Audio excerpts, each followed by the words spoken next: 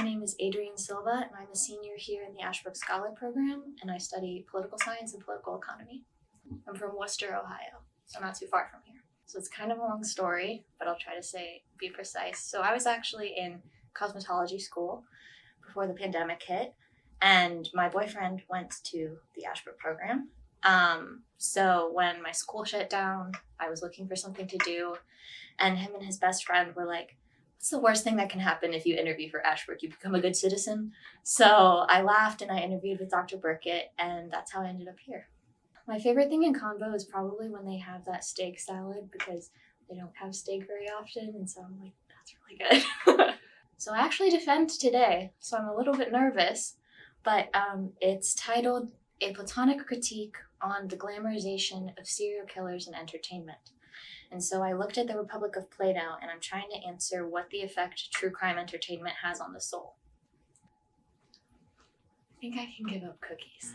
That's a hard one, but I think I can give up cookies. Oh, that's so hard.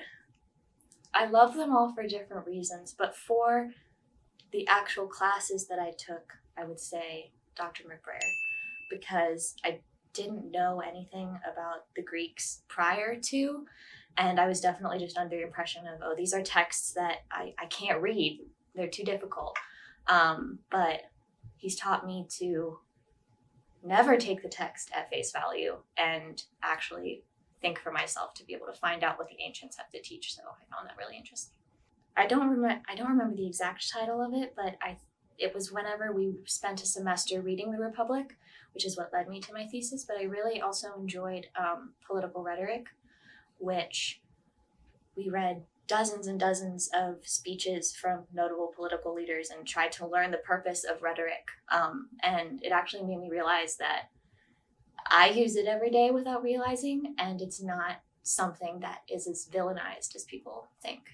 So in the fall, I went on a road trip with Dr. Paddiggs and a couple other students, and we traveled to Antietam, which was really awesome. And it was really cold, and we decided to camp out against the Potomac.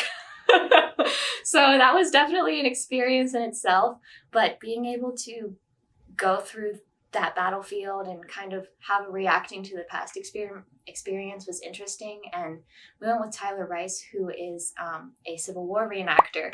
And so that was so cool to see him pitch that tent in that very area. I was like, it was an incredible experience. So I really liked that.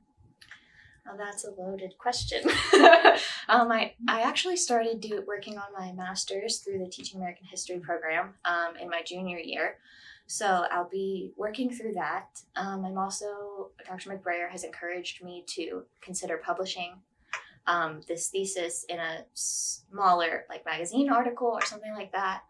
And then I'm getting married and moving to Columbus. So whatever the city brings me. I feel like my cat has a really good life. So I would be my cat because I just get to wait around for food all day. She's really cute. She's a Persian, so she gets a lot of love. I'm one of those crazy people that try something different every time, but I think something that's reliable that's not coffee is matcha. So I like hot matcha. Play-Doh, Jesus, and Churchill.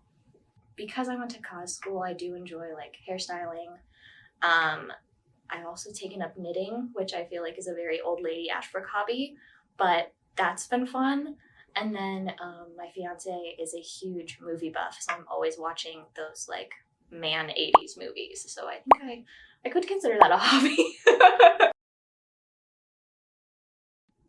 7. That's a difficult one. You might have to pick me a different one because I don't watch that many cartoons. Can I go with number 10? While I was on vacation, this little duck kept coming up to me for our lunch food, and that petrified me. But I also don't know what I would do with 100 duck-sized horses. I feel like you could sweep them. I'll go with the horses.